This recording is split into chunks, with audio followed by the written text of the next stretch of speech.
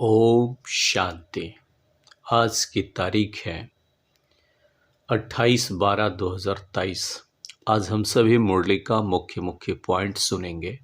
सद्गुरुवार दिवस की भी आप सभी भाई बहनों को बहुत बहुत शुभकामनाएं, बहुत बहुत बधाइयाँ बाप दादा की तरफ से। मीठे बाबा कहते हैं, मीठे बच्चे, दान सदा पात्र को देना है, फालतू समय वेस्ट नहीं करना है। बाबा का आज्ञा है, श्रीमत है। जब भी हम लोग प्रदर्शनी में जाते हैं तो सदा ध्यान रखना है कि सामने वाला आत्मा कैसा है, वो पात्र आत्मा है या नहीं है। या किसी भी आत्माओं को अगर आप ज्ञान समझा रहे हैं, बता रहे हैं, तो ही देखना है कि सामने वाला आत्मा पात्र है या नहीं है। शिव बाबा कहते हैं, सदा पात्र को देख करके ज्ञान देना है। हर एक की नब्ज देखो कि सुनते समय उनकी वृत्ति कहाँ जाती है। सुनते समय उनका वृत्ति अर्थात उनका विचार, संस्कार, मन कहाँ कहाँ जाता है। अगर आप देख रहे हैं चारों तरफ उनका मन बुद्धि चलायमान हो रहा है, तो बाबा कहते हैं कि उनको जो है पात्र देख करके ज्ञान देना है ना। आज का प्रश्न है, पावन दुनिया में चलने के लिए तुम बच्चे बहुत भारी परहेज करते हो, तुम्हारी परहेज क्या है। प्रश्न, पावन दुनिया में चलने के लिए तुम बच्चे, बाबा कहते हैं, बहुत भारी परहेज करते हो, तुम्हारी परहेज क्या है। तो हम सभी जानते हैं कि हम सभी का अनेक परहेज है, लेकिन बाबा कहते हैं, उत्तर है आज का, गिरस्त व्यवहार में रहते कमल फूल के समान रहना ही सबसे भारी परहेज है। सबसे मुख्य बात है, गृहस्थ परिवार में रहते पवित्र रहना, कमल फूल समान पवित्र रहना, ये सबसे भारी परहेज है। हमारा त्याग है सारी बेहद की पुरानी दुनिया का। एक आंख में स्वीट होम, दूसरी आंख में स्वीट राजधानी। इस पुरानी दुनिया को देखते हुए भी नहीं देखना है, बाबा बोलते हैं। बिल्कुल डिटैच होकर के, उपराम होकर के चलना है, देखते हुए भी नहीं देखना है। बस निमित्त मात्र जैसे कि संसार में रह रहे हैं, देखना ही है तो सभी को आत्मिक स्वरूप में देखना है। मीठे बाबा बोले, स्वीट राजधानी और पुरानी दुनिया को देखते हुए याद नहीं करना है। यह है बहुत बड़ी परहेज। इसी परहेज से पावन दुनिया में चले जाते हो तुम। पावन दुनिया, पवित्र दुनिया, सतयुगी दुनिया में तुम बच्चे चले जाते हो। बाबा कह रहे हैं, गीत बजा है, धीरज धर मनवा धीरज धर, तेरे सुख के दिन आयो। अब बहुत जल्द सुख और शांति की दुनिया आने वाली है, हमें अब थोड़ा समय धीरज धरना है। अब सुनते हैं आज के मुरली का मुख्य पॉइंट्स। पहला मुख्य पॉइंट्स कहेंगे, मनुष्य मात्र है ही नास्तिक, अर्थात बाप को नहीं जानते हैं। अब तुम नास्तिक से आस्तिक बन रहे हो। रोज दिन हम सभी पढ़ाई करते हैं तो क्या बन रहे हैं? आस्तिक। बाबा कहते हैं नास्तिक से तुम आस्तिक बन रहे हो। और सारी सृष्टि के मनुष्य क्या है? नास्तिक है, क्योंकि वो परमात्मा बाप को नहीं जानते हैं कि निराकार सर्वशक्तिमान भगवान ईश्वर ज्योति है, प्रकाश है, लाइट है, और वो इस सृष्टि पर कब आते हैं, कैसे आते हैं, ये नहीं जानते हैं। इसलिए उन्हें परमात्मा कहते हैं, शिव बाबा कहते हैं, उन्हें नास्तिक कहेंगे। और तुम बच्चे हो आस्तिक, अर्थात तुम भगवान के हर एक बातों को जानते हो। आज का मुख्य पॉइंट, दूसरे मुख्य पॉइंट है, लक्ष्मी नारायण राधे कृष्ण को प्रजापिता नहीं कहेंगे। प्रजापिता नाम मशहूर है, यह है प्रजापिता सकार बाबा। ये सकार बाबा है, प्रजापिता ब्रह्मा। लक्ष्मी नारायण अथवा राधे कृष्ण को प्रजापिता नहीं कहेंगे, क्योंकि प्रजा तो ब्रह्मा मुख कमल से ही रचा जाता है ना। इसलिए प्रजापिता ब्रह्मा बाबा को ही कहेंगे, क्योंकि ब्रह्मा मुख कमल से ही सभी प्रजाएं रचे जाते हैं। अगला मुख्य पॉइंट है, योग बल से विश्व का राज पाते हैं, ना कि बाहुबल से। अभी जो सर्वशक्तिमान शिव बाबा हम सभी बच्चों को जो ज्ञान दे रहे हैं, वास्तव में बाबा कहते हैं ये है योग बल की कमाल। योग बल से तुम बच्चे विश्व पर बादशाही प्राप्त कर लेते हो, विश्व पर विजय प्राप्त करते हो। ये बाहुबल की लड़ाई यहाँ नहीं है। हम घर बार नहीं छोड़ते हैं, हम तो अपने घर में रहते हैं, गृहस्थ परिवार में रहते हैं। योग बल से हम सभी विजयी प्राप्त करते हैं। इसलिए मीठे बाबा का वाणी बहुत अच्छी रीति से ध्यान में रखेंगे कि ये पढ़ाई है गृहस्थ परिवार में रह करके पढ़ने का, घर बार छोड़ने का नहीं, बाबा कहते हैं। अगला मुख्य पॉइंट्स है, पानी की गंगा तो पतित पावनी नहीं है ना, बार बार उसमें स्नान करने जाते हैं, पावन बनते ही नहीं है। बाबा बोल रहे हैं पानी की गंगा तो पतित पावनी नहीं है ना, बार बार उसमें स्नान करने जाते हैं, पावन बनते ही नहीं है। ऐसे ही रावण का भी मिसाल है, बार बार जलाते हैं, रावण मरता ही नहीं है। इसलिए हमें पूरा पूरा क्या ध्यान रखना है, पावन कौन है? शिव बाबा। पतित पावन शिव बाबा है, पतितों को पावन बनाने वाले शिव बाबा हैं। ज्ञान बल से, योग बल से हम सभी पावन बन जाते हैं। और बाबा कहते हैं यहाँ रोज ज्ञान स्नान करते हैं तो पावन बन जाते हैं। और ये रावण का ही ऐसे मिसाल है, रावण को हर साल जलाते, जलता ही नहीं है, मरता ही नहीं है वो। वास्तव में ये हमारे मन में जो बैठे हुए रावण है उसको हमें जलाना है, योग अग्नि से जलाना है। और ये रावण जलता ही है योग अग्नि से। अगले मुख्य पॉइंट है, अभी वही गीता एपिसोड रिपीट हो रहा है। महाभारी लड़ाई लगी थी, सब मच्छरों सदृश गए थे। अभी वही गीता एपिसोड चल रहा है, महाभारी लड़ाई लगी थी, सब मच्छरों सदृश गए थे। अब वही समय है, पॉइंट्स नोट कर फिर धारण करनी चाहिए तुम बच्चों को। बाबा बोल रहे हैं पॉइंट्स बुद्धि में रहनी चाहिए। अभी वही गीता का एपिसोड चल रहा है जो 5000 वर्ष पहले सुनाया गया था। अभी फिर से हम सभी वही गीता का एपिसोड सुन रहे हैं, देख रहे हैं, बाबा की पढ़ाई पढ़ रहे हैं। तो बाबा बोले पॉइंट्स बुद्धि में धारण करनी है, धारण करके दूसरों को भी धारण करानी है। अगला मुख्य पॉइंट है, कन्याओं की बुद्धि तो अच्छी होती है ना। अच्छी होने का मतलब क्या है? पवित्र रहती है। कुमारी के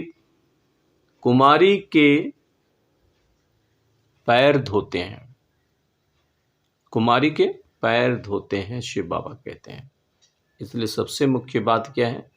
कुमारी के पैर धोते हैं।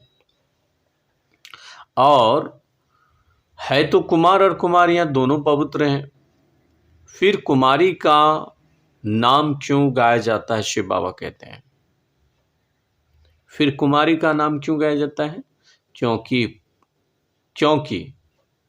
कुमारी एक तो पवित्र रहती है, और कुमारियों का नाम गायन होने के पीछे एक ही कारण है कि जब शिव बाबा आते हैं और वो अपने आप को ब्रह्मा कुमारी बनाती है और संसार का कल्याण करने के लिए अपना तन समर्पण करती हैं, 21 कुल का उद्धार करती हैं। इसलिए कुमारियों का इतना गायन है। कुमारी के पैर भी धोते हैं, तो कुमार कुमारियां तो दोनों पवित्र है ना। फिर कुमारी का नाम इतना क्यों गाया जाता है? क्योंकि तुम्हारा अभी का जो नाम है ना कन्या, वह जो 21 कुल का उद्धार करे, बाबा करे। ये सबसे मुख्य पॉइंट। अगला मुख्य पॉइंट है, बाप कहते हैं याद से ही अपने विकर्म विनाश करो तुम।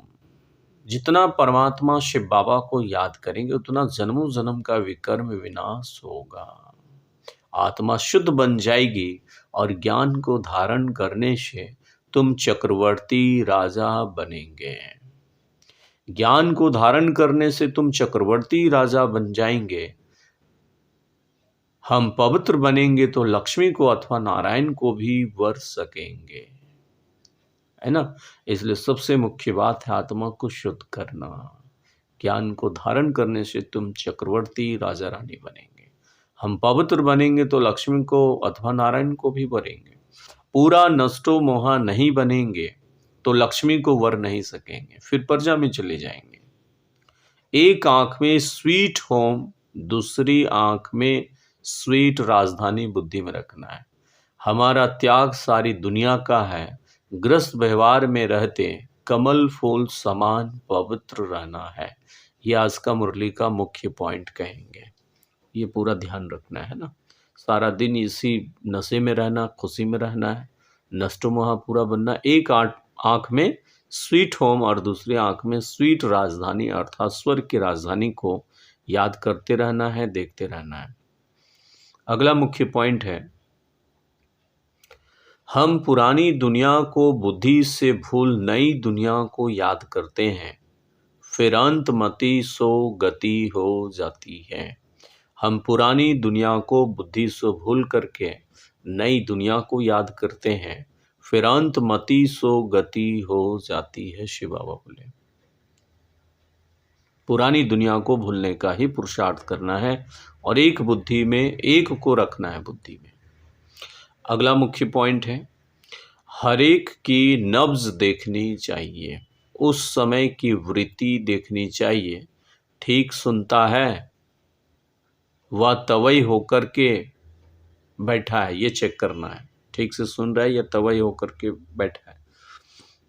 यहां वहां तो नहीं देखता है, यहां बाबा भी देखते हैं कौन सामने सुनकर झूमते हैं, ज्ञान डांस करते हैं। यह है ही ज्ञान डांस बाबा कहते हैं।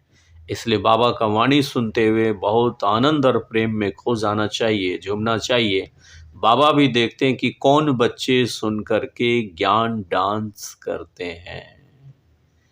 अगला मुख्य पॉइंट है, दान सदा पात्र को देना चाहिए, फालतू समय वेस्ट नहीं करना चाहिए। जो आत्मा बड़ा लगनशील हो, बहुत प्यार से बाबा की वाणी सुनता हो या ज्ञान की बातें, कोर्स की बातें अगर बहुत प्यार से सुनता है, वो देवता संस्कार वाली आत्मा है या नहीं, देवताई कुल की आत्मा है या नहीं, तो वो चेकिंग करना चाहिए। बाबा कह रहे हैं दान सदा पात्र को देना चाहिए, फालतू समय वेस्ट नहीं करना चाहिए, नब्ज देखने की भी समझदारी चाहिए। बाबा बोल रहे हैं ये भी हमें बुद्धि में धारण करना है। सामने वाला को परखने की शक्ति जिसको कहेंगे, नब्ज देखने की भी समझदारी चाहिए, माना परख शक्ति होना चाहिए कि सामने वाला आत्मा वो बहुत प्यार स्नेह से सुन रहा है या बुद्धि को इधर उधर भटका रहा है ना। इसलिए क्लास कोर्स कराते हैं तो ये तो अटेंशन दिला ही देना चाहिए कि अपना मोबाइल को आप स्विच ऑफ कर लीजिए, साइलेंट कर लीजिए, स्विच ऑफ करवाना चाहिए ताकि उसका बुद्धि और इधर उधर ना भटके, शांति से बाबा का मुरली वो कोर्स कर सके वो, है ना। अगला मुख्य पॉइंट है, कहते हैं सब कुछ ईश्वर ने दिया है, ईश्वर ही लेते हैं, फिर कोई मरता है तो रोते क्यों हो। परंतु वह लेते हैं, वह ना लेते हैं ना वह देते हैं, वह तो लौकिक माँ बाप जन्म देते हैं। बाबा मुख्य पॉइंट बोले मनुष्य कहते हैं ईश्वर, सब कुछ ईश्वर ने दिया है, ईश्वर ही लेते हैं, फिर कोई मरता है तो रोते क्यों। परंतु ना वह लेते हैं ना वह देते हैं, वह तो लौकिक माँ बाप जन्म देते हैं ना। अगला मुख्य पॉइंट, पहले पहले बाप के पास जाएंगे फिर ससुर घर आएंगे तुम। बाप माना परमपिता श्री बाबा के पास परम धाम जाएंगे, फिर ससुर घर अर्थात सतयुगी दुनिया में तुम बच्चे आएंगे। यह है ही शोक वाटिका, यह सारी दुनिया क्या दुखों की दुनिया है। सतयुग है ही अशोक वाटिका, संपूर्ण सुख की दुनिया। आज का वरदान, श्रेष्ठ कर्म रूपी डाली में लटकने के बजाय उड़ती पंछी बनने वाले हीरो पाठधारी भव। श्रेष्ठ कर्म रूपी डाली में लटकने के बजाय उड़ती पंछी बनने वाले हीरो पाठधारी भव। तो हमें श्रेष्ठ कर्म करना, लेकिन श्रेष्ठ कर्म के प्रभाव से भी हमें न्यारे बनना है। विस्तार है, संगम युग पर जो श्रेष्ठ कर्म करते हो, यह श्रेष्ठ कर्म हीरे की डाली है। बाबा बोले हीरे की डाली, श्रेष्ठ कर्म, पुण्य कर्म क्या है? हीरे की डाली। संगम युग का कैसा भी श्रेष्ठ कर्म हो, लेकिन श्रेष्ठ कर्म के बंधन में भी फंसना अथवा हद की कामना रखना यह सोने की जंजीर है। बाबा कह रहे हैं इस सोने की जंजीर अथवा हीरे की डाली में भी तुम बच्चों को लटकना नहीं है। सदगुरु का आदेश है, इस आदेश को हर एक ब्राह्मण आत्माओं को पालन करना है, क्योंकि बंधन तो बंधन है। इसलिए बाप दादा सभी उड़ते पंछियों को स्मृति दिलाते हैं कि सर्व बंधनों अर्थात हदों को पार कर हीरो पाटधारी बनो। इसलिए हमें बाबा क्या बताए हैं, विशेष आज्ञा क्या दिया? श्रेष्ठ कर्म हीरे की डाली है ना। और इस संगम युग पर हर एक कर्म क्या है? श्रेष्ठ कर्म है, लेकिन इसके बंधन में भी नहीं फंसना है। इसके बंधन में फंसना अर्थात क्या? उस श्रेष्ठ कर्म का ही वर्णन करना, वखान करना, है ना, या देह अभिमान में आकर के उन बातों का चिंतन करना, बाबा को समर्पण नहीं करना, बाबा पर सर्वस्व न्यौछावर नहीं करना, ये सब बाबा कह रहे श्रेष्ठ कर्म भी बंधन बन जाता है। इसलिए बाबा सदगुरु दिवस पे, सदगुरुवार के दिवस पे सदगुरु बाबा का आज आज्ञा है कि जो है तुम्हें किसी भी प्रकार के बंधन में नहीं फंसना। आज का स्लोगन है, अंदर की स्थिति का दर्पण चेहरा है, चेहरा कभी खुश्क ना हो, खुशी का हो। बाबा कह रहे हैं सदा खुशनुमा चेहरा हो, खुशी का हो।